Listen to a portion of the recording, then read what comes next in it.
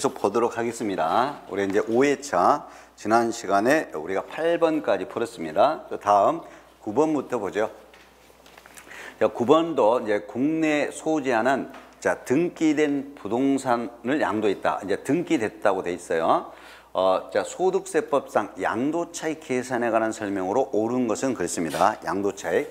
우리가 양도차익은 양도가액에서 필요경비를 빼잖아요. 필요경비 이렇게 뺀다. 그리고 이때 차감되는 필요경비에는 당연히 이제 취득가액이 있고, 당연히 취득가액은 경비 처리해 줘야지요. 기타가 있어. 기타는 그냥 추가된다라고 생각하시면 돼. 추가. 그러면 추가되는 것이 두 개 있잖아요.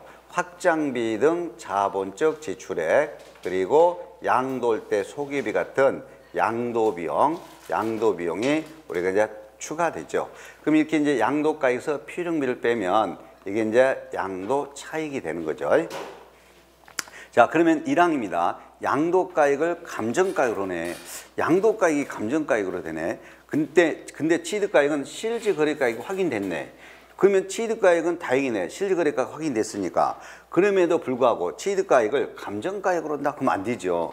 자, 양도가액은 실질거래가액이 확인되지 않아서 감정가액으로 하더라도 다행히 취득가액은 실질거래가액이 확인됐으면 취득가액은 확인된 실질거래가로 해야 돼요. 오케이? 그래서 1항은 틀렸습니다. 양도가액은 감정가액으로 하더라도 취득가액이 실질거래가가 확인되면 이때 취득가액은 무엇에 의한다? 확인된 실질거래가액에 의한다. 틀렸습니다. 그 다음에 동그라미 2번은 매입시 기업의 기준에 따라 발생한 현재 가치의 차감. 여기 뭐 기업의 기준 이런 거 몰라도 돼요. 몰라도 되고 중요한 건 이거예요. 중요한 것은 우리가 보유 기간 동안에 내가 사업소득 금액으로 계산할 때, 사업소득 금액을 계산할 때 거기서 필요경비로 처리됐다 이거야. 어디서 필요경비로 처리됐다? 사업소득에서. 그러면 사업소득에서 필요경비로 처리됐으면 이쪽 취득가액에서 뭐 한다? 포함이 아니라 뭐예요? 공제한다, 제외된다 그래야 돼. 공제한다, 제외돼. 공제해줘야죠. 왜 공제해줘야 돼?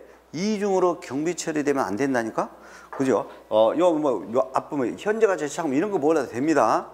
중요한 건 이거요. 사업소득 금액 계산 시 필요경비로 처리된 것, 산입된 것은 여기 양도가에서 빼는 취득가액에서 받는다, 공제된다. 공제해줘야 돼. 공제해줘야 됩니다. 틀렸습니다. 포함 틀렸다. 동그라미 3항이죠. 자, 특수 관계인 간의 거래가 아닌 경우로서 양도 당시라고 되죠. 양도 당시 실질거래가액을 인정 확인할 수 없다. 그럼 양도가액을 추계해요. 양도 당시라고 돼 있어. 그러면 양도가액을 추계를 해. 그럼 양도가액을 추계할 때는 순서 지켜야 돼. 매감기로 돼야 돼. 매감기로 돼야 돼. 그러니까 매매 사례가액, 감정가액, 기준시가를 순서에 따라 이렇게 써야 돼. 매매 사례가액, 감정가액, 기준시가를 순서에 따라 그래야 돼. 예. 그래서 3번도 틀렸어요. 3번도 틀렸습니다. 뭐 갑자기 감정가액하고 매매 사례가액하고 바깥 써져 버렸네. 예, 바깥 써졌죠. 감정가액이 제일 먼저 나오면 안 돼요. 뭐가 먼저 나와야 돼? 매매 사례가액. 그 다음에가 감정가액. 그 다음에가 기준시가. 매감기요. 하나도 어렵지도 않아. 매감기. 이 정도는 암기할 수 있잖아요. 그 다음에 취득가액을 추계할 때는 매감환기. 그러면 돼. 매감환기. 매감기 양도가액은, 취득가액은 매감환기. 이런 식으로 하면 됩니다. 3항도 틀렸어요. 3항도 틀렸고 2항도 틀렸습니다. 그리고 9번에서 동그란 4번 지문이죠. 자, 실질거래가액이 확인되지 않아 취득가액을 환산취득가액으로 해버렸네. 그러면 그 밑에 거 추가되는 것은 자본적 지출액과 양도비용을 합한 금액이 필요한데요.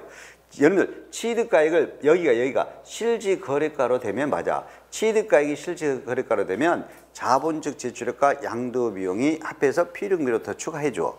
그러니까 양도가액이 이쪽으로 앞으로 옵시다. 여러분들 이 양도가액이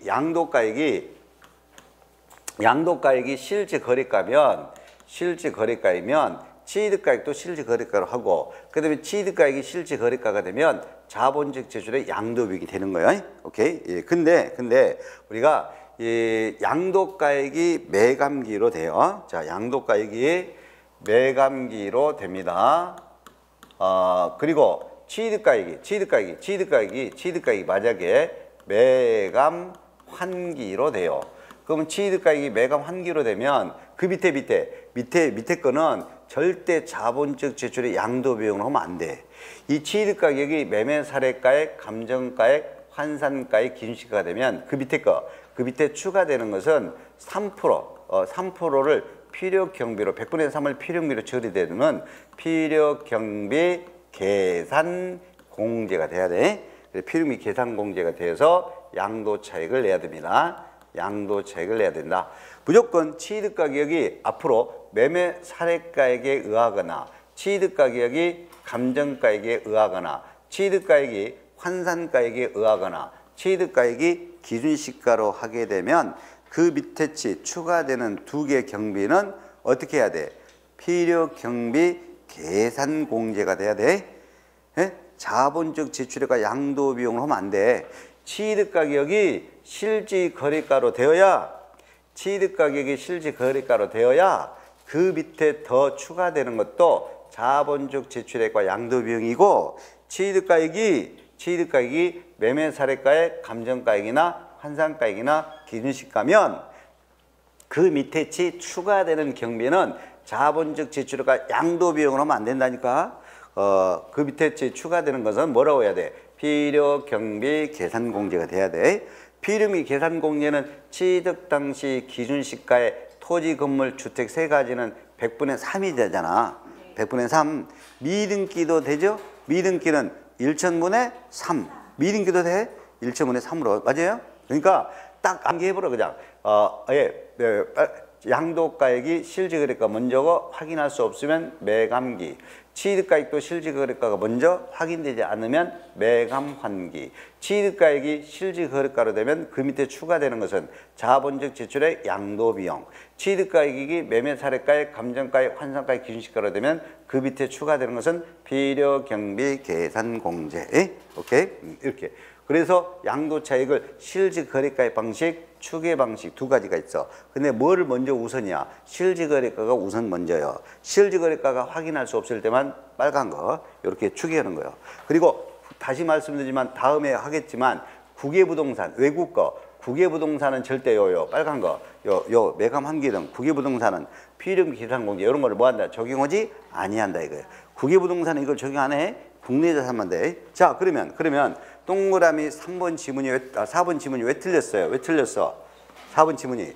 자, 실지거래 취득가액이 확인되지 않아 취득가액을 환산가액으로 하게 되면 그 밑에 자본적 지출액과 양도비용이 아니라 뭐라고 써줘야 돼? 그렇지. 필요경비 계산공제가 돼야 된다 이 말이야. 필요경비 계산공제를 적용한다 그래야 돼. 오케이? 동그라미 우항입니다. 동그라미 우항은 제가 이거는 다음에 제가 설명하기는 하는데 그냥 여기서 설명해 버릴게요. 취득세에서도 제가 한번 설명한 바 있어요. 여러분들 그 일반적으로 거래가 아니라 특수관계인하고 거래되는 경우가 많아. 그럼 여러분들 특수관계인하고 거래되면 그러면 얼마든지 세금 부담을 부당히 감소시키려고 짜고 거래하는 경우도 많이 생기겠지. 이런 경우가 있겠죠. 특수관계자한테 거래할 때는 양도소득세를 적혀내려고 시가보다 현저히 낮게 팔겠지. 그럴 거 아니야. 그 다음에 특수관계자로부터 사게 될 때는 산 금액을 필요경비로 떨어야 돼. 그래서 산 것을 시가보다 높은 금액으로 취득하겠죠. 그러면 특수관계인하고 거래해가지고 시가보다 현저히 낮게 저가로 양도하거나 시가보다 현저히 높게 취득가액으로 하게 되면 이때는 시가로 양도가액이나 취득가액을 계산하도록 돼 있어요. 시가로. 그러면 시가보다 낮게 양도됐을 때는 시가를 양도가액으로 하고 시가보다 현저히 높은 금액으로 취득했으면 시가를 취득가액으로 하고 시가 초과인 것은 필요경비를 인정 안 합니다. 오케이? 그런데 들어봐봐요. 자, 형이 시가 1억짜리인데 지금 시세가 1억짜리인데 이걸 동생한테 팔게 돼. 형이 동생한테. 그러면 형이 특수관계자 자기 동생한테 친동생한테 파는데 야 동생아 지금 이게 시가 1억짜리인데 너만 특별히 시가 1억으로 받고 팔게. 그럼 그놈은 형이요? 그 자식 형이냐고. 어? 응? 형 아니지.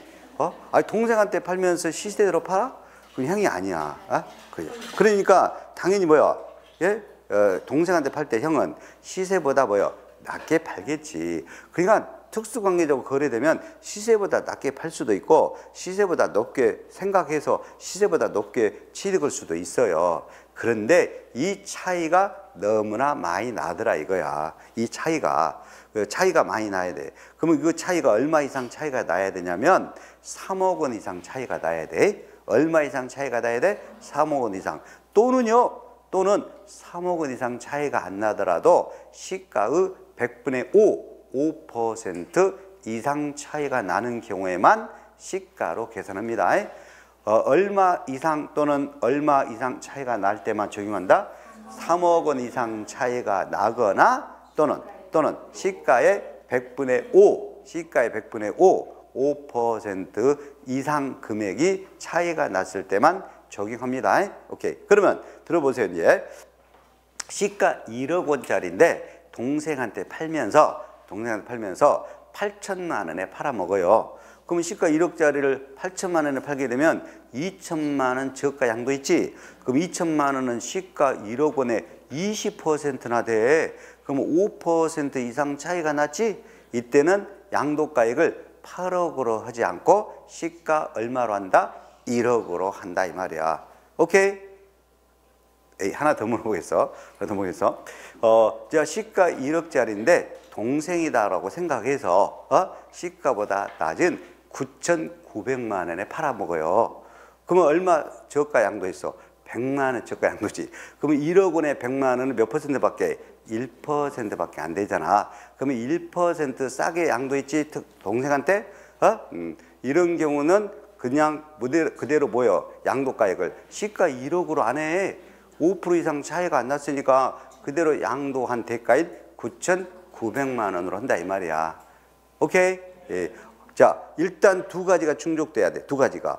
특수관계인하고 거래를 해야 돼. 오케이? 그 다음에 시세보다 현재 낮게 양도하거나 시세보다 높게 취득해야 돼. 예? 그래서 시세보다 낮게 양도, 저가 양도, 고가 매수. 그래서 이 저가 양도, 고가 매수는 시가의 100분의 5 이상 차이가 나거나 그러면 100분의 5 이상 차이가 나거나 또는 3억 원 이상 차이가 났을 때만 얘를 적용한다. 내 자신도 놀랬어요.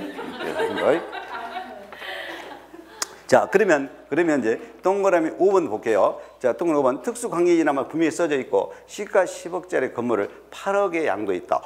그러면 2억이나 싸게 20%나 싸게 양도 있지. 특수관계자한테 시세보다 훨씬 낮게 20%나 싸게 양도 있어. 그러면 이때 양도차익 계산 시 양도가액은 8억으로 해야 돼? 시가 10억으로 해야 돼? 시가 10억으로 해야 돼. 옳은 것은 5번이구나. 5번이구나. 오케이, 됐어요. 그래서 정답은 5번이 되겠습니다. 옳은 거. 자, 다음 문제로 가겠습니다. 자, 10번. 아래 자료에 의해서 소득세법상 양도차익을 실질 거래가액으로 인정할 수가 없어. 기준시가로 내. 그러면 기준시가로입니다. 양도차익을. 그러면 기준시가로 그대로 하면 돼. 양도가액을 기준시가 얼마 있어요? 이거요. 요 4억. 그러니까 양도가액을 실질 거래가로 안 하고 기준시가로 한다네. 그러면 기준시가인 양도가액은 4억이 돼야 되겠네. 4억. 그죠? 4억. 기준시가로 한다며요. 그럼 그대로 하면 돼. 기준시가 4억. 그럼 빼는 취득가액도 같이 기준시가로 해야 돼. 그래? 양도가가 기준시가면 취득가액도 기준시가요. 그럼 취득가액도 기준시가로 해야 돼. 취득시 기준시가가 얼마입니까? 1억 5천만 원이네. 1억 5천만 원.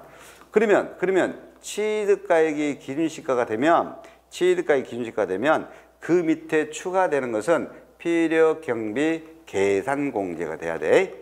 취득가액이 기준시가로 되면 그 밑에 추가되는 경비는 뭘로 해야 된다고? 필요경비 계산공제.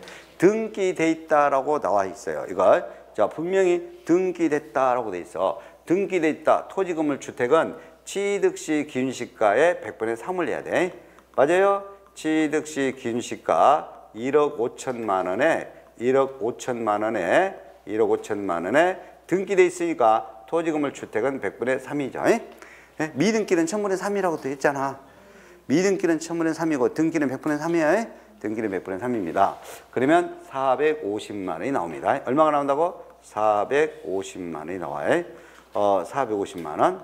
그러면 우리가 이제 양도차익이 나옵니다. 이제 양도차익이 이제 추계되는 이제 기준시가로 된 추계되는 양도차익이 나오네. 기준시가 양도차익이 기준시가 양도가액 4억에서 취득시 기준시가 1억 5천만 원 빼고 그 다음에 취득시 기준시가 1억 5천만 원에 100분의 3 등기돼 있으니까 100분의 3이요. 그러면 450만 원을 필요미 계산공제로 또 해. 그러면 1억 5천 450을 빼줘봐. 그러면 얼마 나와? 그러면 2억 4천 550이죠? 2억 4천 550. 자, 이걸 숫자로 쓰면 2억 4천 550만 원이 나와요. 2억 4천 550만 원. 이해됐죠? 자, 여기서는 핵심은 이겁니다. 핵심은 기준시가로 하게 된다고 했어. 그럼 기준시가로 하기로 했으니까 양도가액이 기준시가면 취득가액도 기준시가다. 그러면 취득가액이 기준시가 되면 무조건 그 밑에 거는 100분의 3 필요경비 계산공제다. 취득 당시 기준시가 1억 5천만 원에 100분의 3 필요경비 계산공제인 450을 필요경비로 공제해준다. 그러면 추계되는 양도차익은 당연히 2억 4,550만 원. 답은 2억 4,550만 원인 얼마입니까? 3번이 정답이 되겠네요. 3번이 정답이 되죠. 됐어요? 자, 이거 기준시가로 오게 되면 취득가액이 기준시가로 되면 꼭 그 밑에는 필요경비 계산공제로 하셔야 돼요. 필요경비 계산공제는 토지 건물 주택은 100분의 3으로 해야 돼. 미등기는 1천분의 3으로. 조금 전 거는 등기돼 있어요. 다음 문제를 보겠습니다. 문제 11번은 이제 거주자 갑이 취득된 후에 이렇게 여기도 등기됐다라고 돼 있네요. 등기된 토지를 2023년 10월 15일에 양도입니다.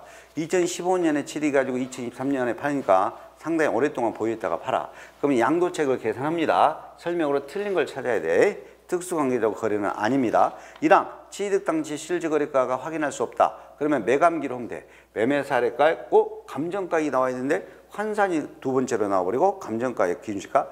그래서 환산가액하고 감정가액하고 순서가 달라졌네. 1번이 틀린 겁니다. 1번이 틀려요. 거의 이거를 3번이나 이렇게 틀리게 됐어.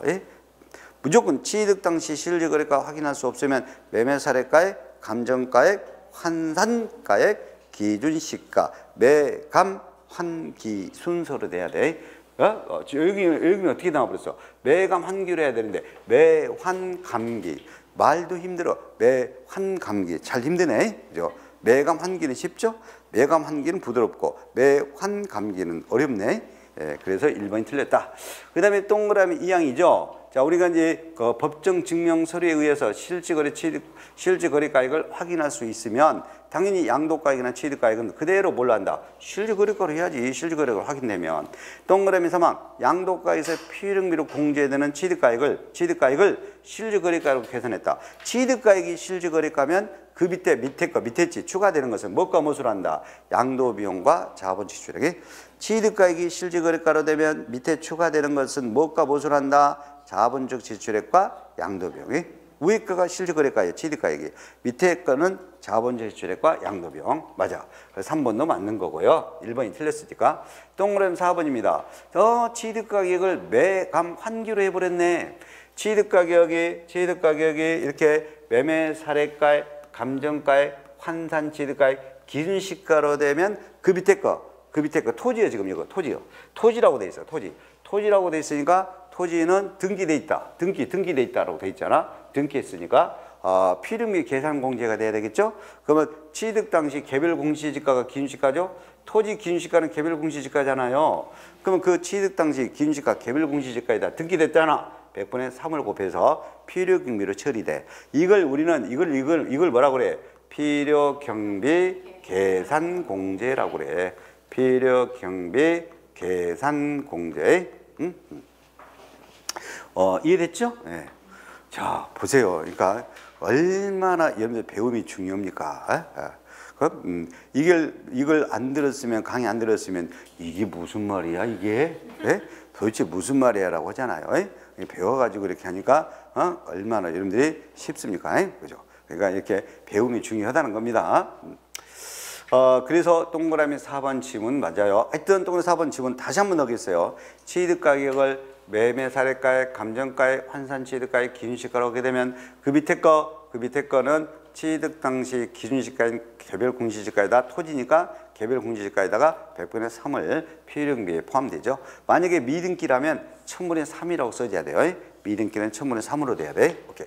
그 다음에 동그라미 5번 양도가액이 기준시가면 당연히 취득가액도 같이 기준시가로 돼야 되고, 양도가액이 실질거래가면 빼는 취득가액도 실질거래가로 같이 가야 돼. 위에 거가 기준시가네, 밑에 것도 기준시가. 위에 거가 실질거래가네, 밑에 것도 실질거래가로 가. 이게 일반 기준이야. 일반적 기준이야. 그냥 일반적인 기준이야. 응? 일반적인 기준이 그렇다 이거야. 양도가가 기준시가네, 빼는 취득가액도 기준시가. 양도가가 실질거래가네, 빼는 취득가액도 기준시가로. 이게 일반적인 기준입니다. 자, 그래서 맞는 지문이 되죠. 틀린 것은 몇 번이라고요? 1번이 틀렸습니다. 자, 그 다음에 12번. 자, 12번은 소득세법상 거주자의 양도소득세가 과세되는 부동산의 양도가액 또는 취득가액을 추계조사하여 양도소득 과세 표준 및 세액을 결정 경정에 관한 설명이다. 틀린 것. 추계한다네. 그러면 추계조사할 때는 무조건 하는 거 아닙니다. 이럴 때 추계조사하는 거예요. 추계금액으로 하는 거예요. 동그라미랑처럼 양도 당시나 또는 취득 당시 실질거래가의 그 확인을 위하여 필요한 장부나 매매계약서나 영수증, 기타 증빙서류가 없거나 증빙서류가 있기는 있는데 중요한 부분이 미비됐다면 이런 경우는 추계 사유에 해당이 됩니다. 무조건 추계하는 거 아니에요. 무조건 추계하는 거 아니고 실질거래가액을 확인할 수 없어야 돼. 이렇게 확인을 위하여 필요한 장부 등이 없다. 중요한 부분이 미비됐다. 그래야 우리가 추계 사유가 되는 거야. 추계할 때는 순서 매감 환기지? 맞네. 매매 사례가액, 감정가액, 환산가액, 기준시가를 순차로 적용. 맞죠? 추계될 때는 매매 사례가액, 감정가액, 환산가액, 기준시가로. 오케이. 교수님, 양도가액은 매감기잖아요. 일단은 이렇게 매감 환기를 순차로 적용한다라고 써놓고 다만 법률에서 양도가액에는 환산가액을 적용하지 아니한다 이렇게 돼 있어요. 오케이. 그러니까 매감 환기 순서로 한다 맞는 말이야. 다만 이제 양도가액은 이 환산가액 그 세 번째 환산가액을 적용하지 아니한다가 돼요. 맞습니다. 2번. 동그라미 3번. 매매 사례가액은 양도할 때 매매 사례가액은 양도일 전후 양쪽 세 달. 취득 당시의 매매 사례가액은 취득일 전후 양쪽 세 달. 양쪽 세 달이지 양도일 또는 취득일 전후 양쪽 각 해당 3개월 양쪽 3개월 이내에 해당 자산과 유사성, 동일성 있는 유사성 있는 그 자산의 매매 사례가 있으면 그 가액을 말해. 취득일 전후 양쪽 3개월, 양도일 전후 양쪽 3개월 내 유사성 있는 그런 동일성 있는 그런 자산의 매매 사례가 있으면 그 가액을 말한다. 맞아요. 동그라미 사항 지문. 감정가액도 마찬가지예요. 감정가액도 양도일, 취득일 전후 양쪽 각 3개월 이내 사이에 이 두 군데 이상의 감정평가법인 등이 평가한 거예요. 그럼 두 군데 이상에서 평가된 거니까 합산해서 평균을 내야 돼. 감정가액의 평균액을 말해. 당연히 두 군데 이상의 감정평가기관의 감정가액이니까 평균액을 말하죠. 평균액. 이걸 앞으로 감정가액이라고 해. 이렇게. 환산가액은 양도가액을 추계될 때 적용되지만 취득가액을 추계될 때는 적용되지 아니한다. 거꾸로 써놨네. 환산가액은 양도가액을 추계할 때 적용되지 아니하고 취득가액을 추계할 때만 적용합니다. 그러면 이제 환산가액은 이렇게 환산합니다. 듣고 까먹어도 돼. 듣고 까먹어도 됩니다. 궁금해할까 봐 그런 거야. 궁금하죠. 환산 취득가액이 안 궁금했어요? 괜히 한 거예요? 자, 환산 취득가액은 양도가액을 환산합니다. 양도가액. 그러면 양도가액이 실질거래 양도가액이 될 수도 있고 감정가액이 양도가액이 될 수도 있고 매매 사례가액의 양도가액이 될 수도 있고 그래요. 그러면 실제 양도가액이나 감정가액이나 또는 매매 사례가액 양도가액을 곱하기 기준시가로 환산해 줍니다. 기준시가로.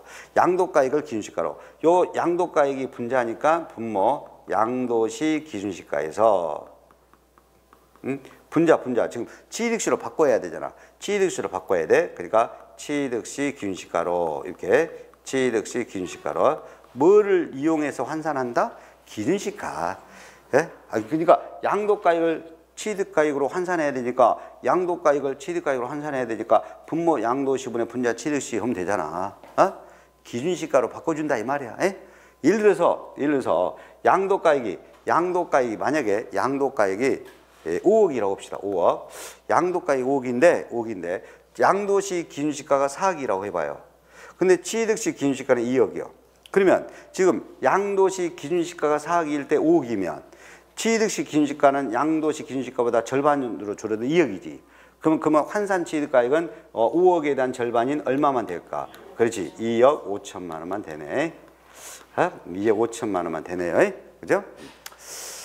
오늘 하루를 통해서 여러분들 양도소득세에 대해서 어마어마하게 내용을 배워버리네. 어마어마하게 내용을 배워버려. 이거. 그래서 하여튼 자꾸 이야기하지만 우리 공인중개사 공부는 엄청 좋은 공부예요. 예. 얼마 전에도 제 집사람한테 또 이야기를 했더니 해볼까 말만 하다가 나 같은 사람이 할 수 있을까 뭐 이렇게 하다가 안 하더라고. 몇 년 됐어 이렇게. 그래서 환산가액이라는 것은 양도가액을 본다 바꿔준다. 뭐를 이용해서 바꿔준다. 기준시가를 통해서 바꿔준다. 그러니까 양도가액을 바꿔주니까 양도가액에는 환산가액이 적용할 수 있어 없어? 없어. 취득가액만 적용하는 거예요. 환산가액은 어디에만 적용한다? 취득가액만 적용해. 그래서 답은 5번 나왔습니다. 넘어갑시다 이제 또. 자 13번입니다. 소득세법상 거주자인 갑이 국내 소재 토지를 갑의 사촌형인 거주자 을에게 양도한다고 가정한다. 이에 관한 설명으로 틀린 것. 일단 갑의 사촌형인 거주자 을에게. 그러면 형 동생 간의 거래네. 오케이. 예. 여기는 이제 동생이 갑이야. 예? 동생이 갑이고 형이 을이야. 그러니까 갑이 동생이야. 동생이 자기 사촌이야. 사촌 을에게 사촌형이야. 사촌형에게 뭐 한다? 양도한다고 가정하자 이 말이야. 양도한다고 가정하고 우리는 설명으로 틀린 거 그랬어. 1번 만일 갑이 을에게 토지를 증여했다. 갑이 을에게 증여해주고 증여받은 을이 이걸 10년 이내 해야 돼. 10년 이내가 돼야 되는데 12년 나왔네. 10년 이내 타인에게 양도했다면 그러면 을이 10년 내 양도를 해야 되죠. 10년 내 양도했다면 이때 동생 형이죠 이거. 헷갈립니다 이거. 여기 문제가 형을이 총 세금이 동생이 직접 양도할 때 갑이 병에 양도할 때 양도 소득세보다 적어. 을이 적으면 갑이 병에게 직접 한 것으로 본단 말이야. 10년 안에 해야 돼. 근데 12년이 지나가지고 그리고 12년 지났을 때 갑이 타인 병에게 양도한 것으로 보아 무조건 틀린 거네. 자, 갑이 병에게 직접 타인 병에게 직접 양도로 보려면 증여받아 가지고 몇 년 내 양도할 때만 적용하는 거요? 10년 내 양도할 때만 적용하는 거야. 10년 내 양도할 때만 12년 지나가지고 안 돼요. 예, 그래서 1번이 틀렸습니다. 그 다음에 동그라미 2번. 이건 비삼용 토지에 대해서도 장기 보유 됩니다. 비삼용 토지도 3년 이상 보유가 되면 장기보유를 적용받을 수 있다. 맞아. 동그라미 3번. 갑과 을은 특수관계인이요. 사촌간이잖아. 사촌간은 무조건 특수관계인이에요. 직계는요. 이런 것은 탈촌까지가 뭐 특수관계자가 되고 그래요. 그 다음에 외적은 뭐 사촌까지가 되고 그래요. 그러니까 여기 우리 갑과 을은 사촌간이면 무조건 특수관계자예요. 사촌간으로 나오니까 무조건 특수관계자예요. 동그라미 4번입니다. 갑이 시가 8억짜리로 평가된 것을 을에게 7억 5천만 원에 양도했다. 저가 양도네. 특수관계자한테 8억짜리를 시가 8억짜리를 7억 5천에 팔았으니까 5천만 원 차이죠. 그러면 시가 8억 원의 5%는 4천만 원입니다. 그러면 4천만 원 이상 차이가 나게 5천만 원이나 차이 났지? 그럼 5% 이상 4천만 원 이상 차이가 나게 싸게 양도하면 뭘로 한다? 시가인 뭘로 한다? 8억으로 한다. 5% 이상 차이가 나게 저가 양도했으니까 시가 8억으로 해야 돼. 맞아. 동그라미 5항입니다. 미등기는 과세표준의 70% 세율이죠.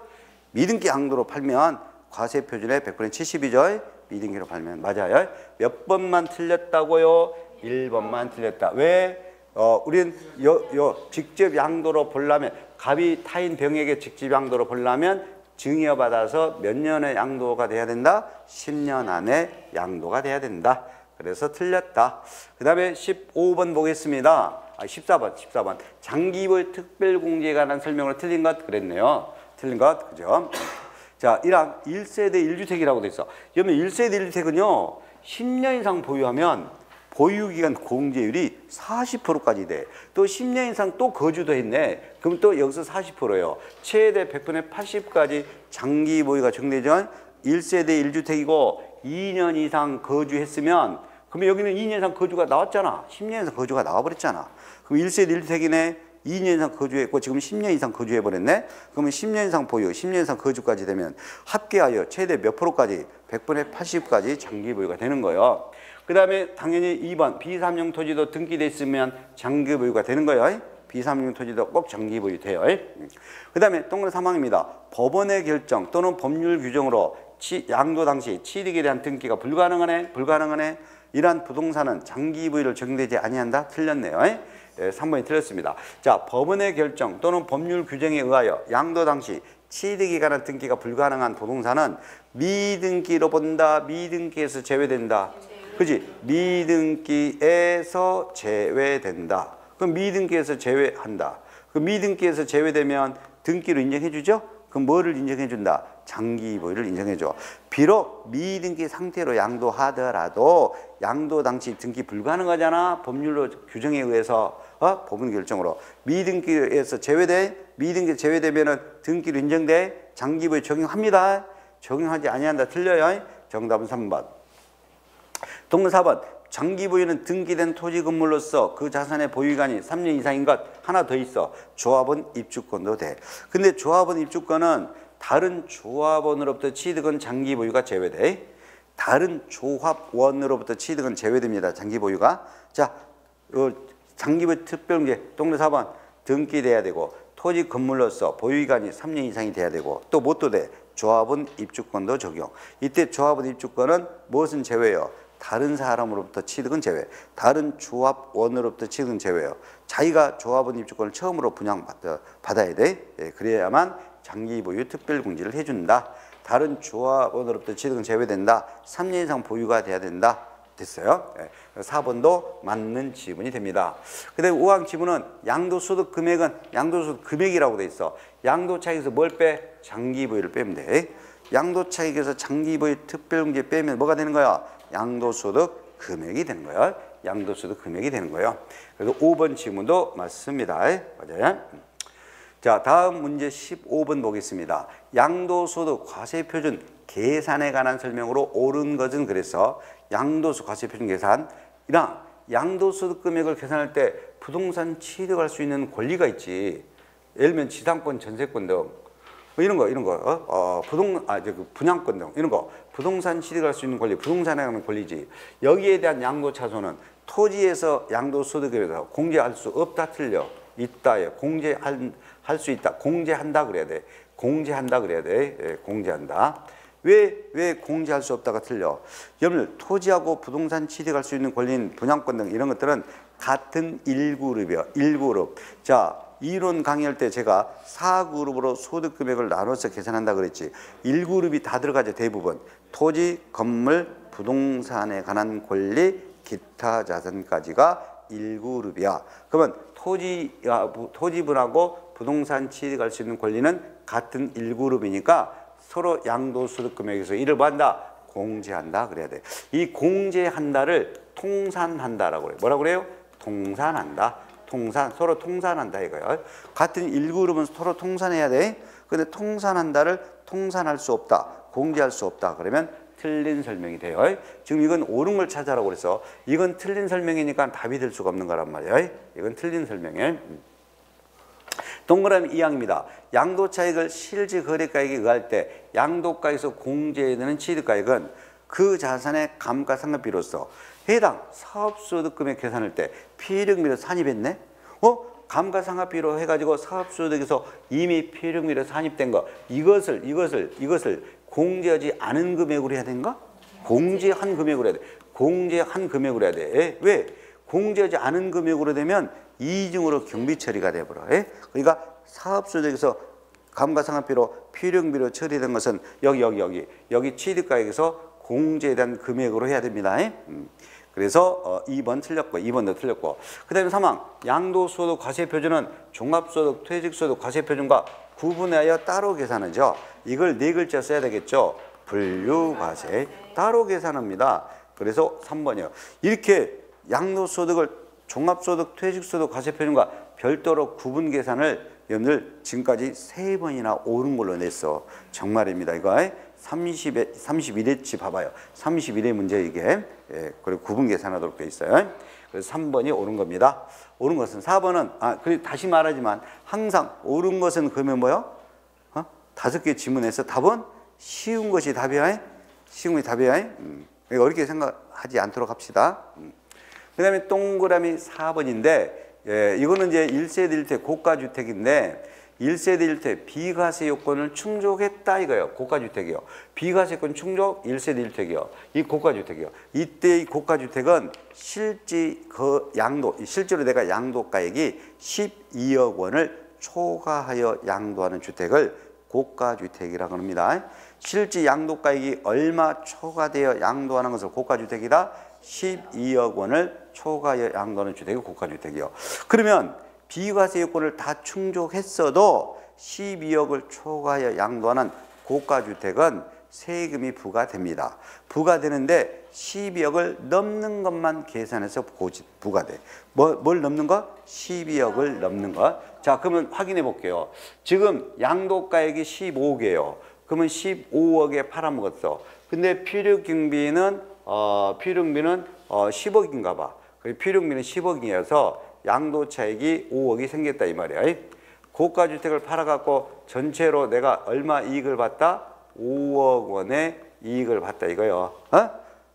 그러니까 15억에 팔아갖고 양도차익이 5억이 생겼다는 것은 필요경비가 얼마란 소리요? 10억이란 소리야. 하여튼 양도차익이 5억이 생겼는데 이게 비과세금 갖췄단 말이야. 비과세금 갖췄기 때문에 비과세를 받아야 돼. 근데 비과세 받아야 되는데 지금 얼마에 양도한 거야? 15억에 양도한 거잖아. 그러면 분자에서 전체 양도가액 15억에서 분자 15억에서 반드시 12억을 빼주고 해야 됩니다. 얼마 빼주고? 12억을 분자해서 반드시 빼줘야 돼. 그러면 15억에서 12억을 빼게 되면 분자가 3억만 남게 돼. 맞아요? 분자가 3억만 남게 돼. 그럼 전체 15억에서 12억을 넘는 3억은 5분의 1이지? 네. 그렇죠? 그러면 결론은 뭐요? 5분의 1에 대해서만 세금을 과세하겠다 이거야. 이해됐나요? 그래서 과세되는 양도차익, 세금으로 과세되는 양도로 인한 이익은 4억이 아니라 1억이 과세되는 양도차익이다 이 말이야. 이걸 또 그려줘야 되네. 예, 딱 눈치를 보니까 또 이걸 그려줬으면 하는 눈치야. 여러분들이 그려줘야 되겠어. 지금 15억에 팔았다 이 말이야. 15억이 양도가액이야. 근데 이게 1세대 1주택이란 말이야. 1세대 1주택이 비과세권 충족한 거야. 그러면 12억에 해당하는 15억 중에서 전체 15억 중에서 12억 원에 해당하는 15억에서 12억에 해당하는 이 부분은 뭐 하겠다? 비과세 하겠다 이거야. 그럼 15억 중에서 3억에 해당되는 이 3억에 해당되는 이 부분만 뭐 하겠다? 과세하겠다 이거예요. 그러니까 15억에서 12억에 해당하는 몇 프로는 몇 프로예요 이게? 15억에서 12억이면 80%인가요? 80%지. 그러니까 80%는 비과세 주겠다. 15억에서 12억을 뺀 3억에 해당하는 15억분의 3억. 몇 프로? 5분의 1. 얼마? 20%는 세금으로 뭐 하겠다? 과세하겠다 이 말이야. 과세하겠다. 오케이. 왜? 1세대 1주택 비과세권 충족했으니까 12억까지는 비과세 주겠다 이거지. 12억이 넘는 3억에 대해서만 과세하겠습니다. 오케이. 과세되는 양도차익은 그래서 얼마다? 20%. 자, 양도차익이 5억이나 이익을 봤어. 이익을 5억을 봤어도 12억이 넘는 것은 전체에서 12억이 넘는 3억은 5분의 1밖에 안 되는 거야. 5분의 1인 얼마만? 20%만 과세된다 이거예요. 그래서 팁을 또 알려주겠어. 무조건 시험 문제 내면 15억에 판걸로 나와. 1세대 1주택 비과세권 충족한 것은 딱 떨어지게 얼마에 판걸로 나온다고? 15억에 판걸로 나와. 그러면 12억을 무조건 빼야 될 거 아니야. 그러면 15억에서 12억을 빼면 3억이지. 그러면 15억분의 3억이지. 그럼 시간이 없으면 얼른 20%만 과세한다. 이렇게 하면 생각하면 돼. 몇 프로만 과세한다? 20%만. 많이 과세한다? 조금 과세한다? 조금 과세지. 조금 과세잖아. 조금 과세죠? 그러면 답지에서 적은 금액을 찍어야 돼? 많은 걸 찍어야 돼? 적은 금액을 찍어야 돼. 아시겠어요? 1번 아니면 2번에 과세되는 양도차익.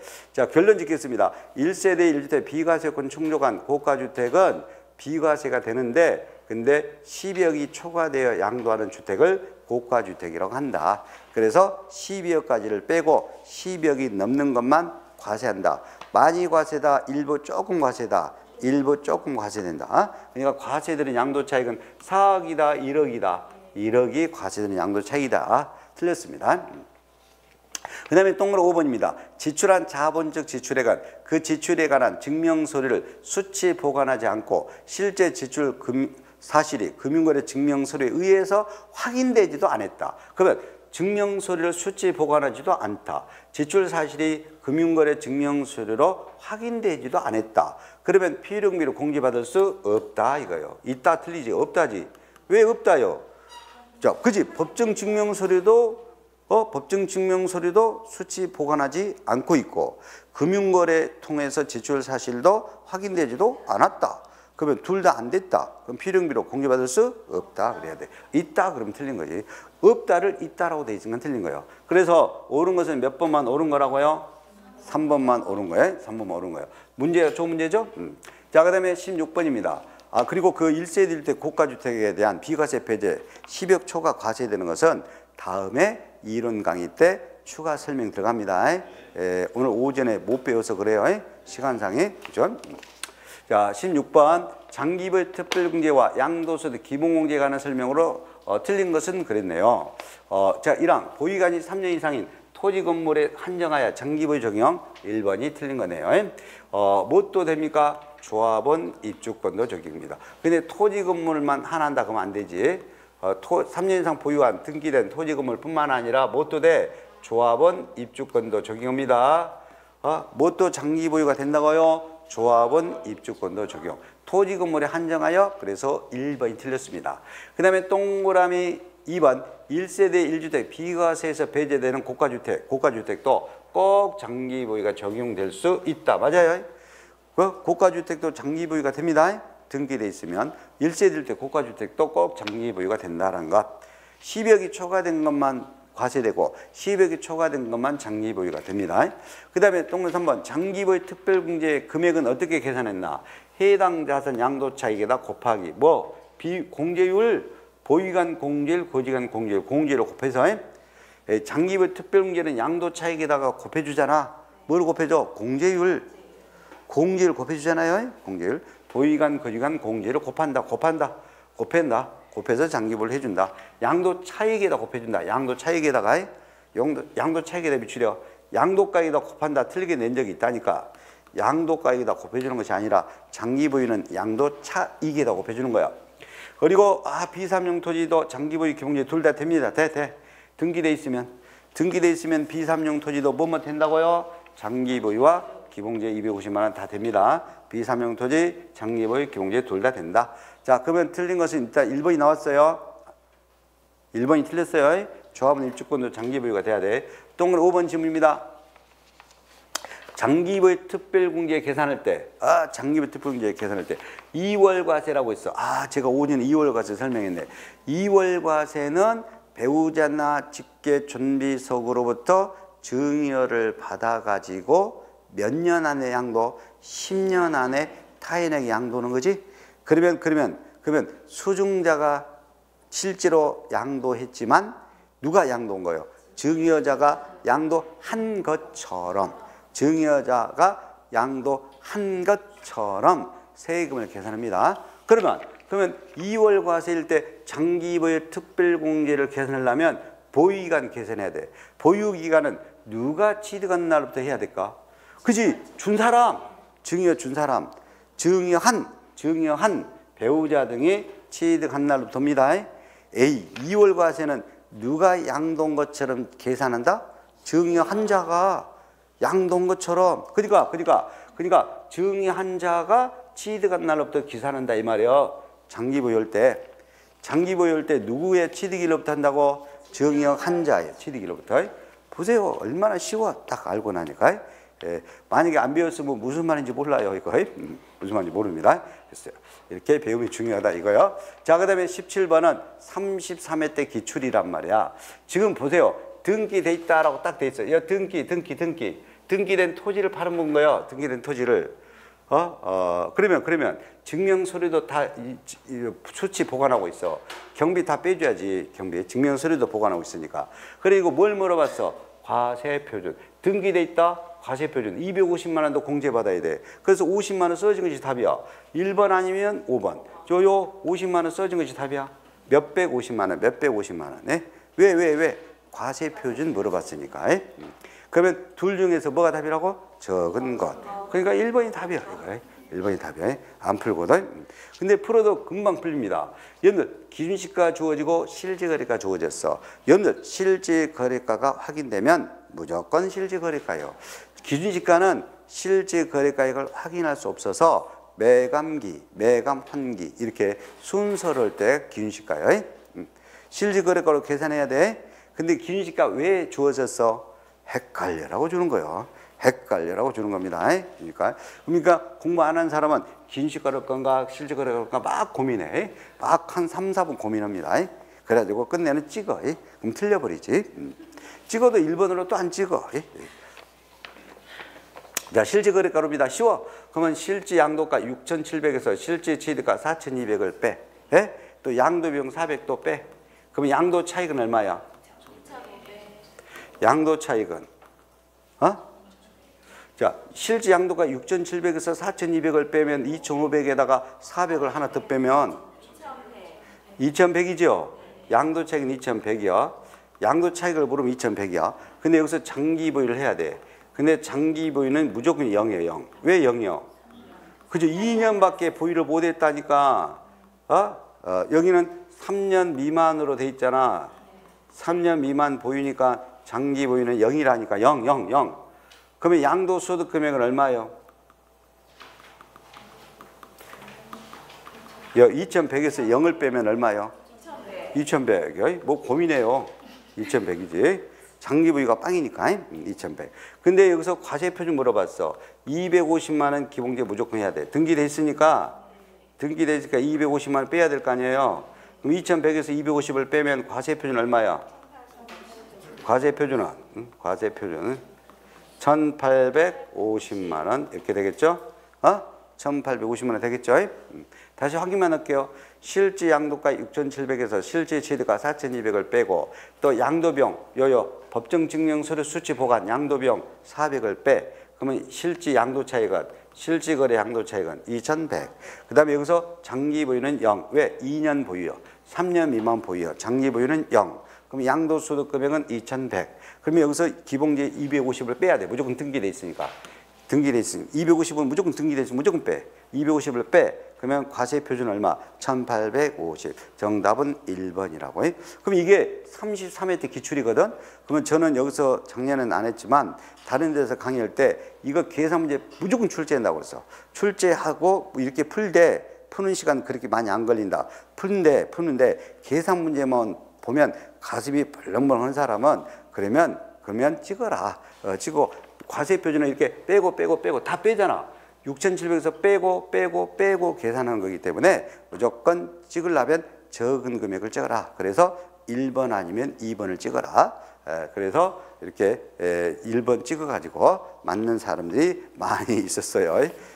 그래서 제가 다른 데 작년에 합격자 모임 갔는데 교수님이 딱 찍어준 거에서 계산 문제 안 풀고 풀어가지고 두 문제나 나왔거든. 두 문제 안 풀고 교수님 해준 대로 딱 찍어가지고 다 맞아가지고 합격해서 너무 기분이 좋다 막 이렇게. 그래서 작년에 제가 합격자 모임에서 제일 인기가 많았거든. 자, 하여튼 봅시다. 이거 그렇게 어렵지 않아요. 이렇게 안 씁니다. 긴 시간에 헷갈리라고 줘요. 계산 문제는 의외로 쉽습니다. 자, 넘어가겠습니다. 자, 그 다음에 18번. 양도소득세 관한 설명으로 틀린 것은 그랬네요. 이것도 국내 부동산 양도, 국내 걸 받았습니다. 국내 거. 자, 그러면 1항. 자, 토지와 지상권이나 전세권 등 부동산에 관한 권리 양도 있다. 서로 발생한 결손금은 소득금액 계산 시 이를 통산한다. 맞지? 왜 통산한다가 맞아? 같은 1그룹이요. 토지하고 지상권, 전세권 등은 같은 1그룹입니다. 서로 1그룹은 손해본 걸 결손금이라고 그래.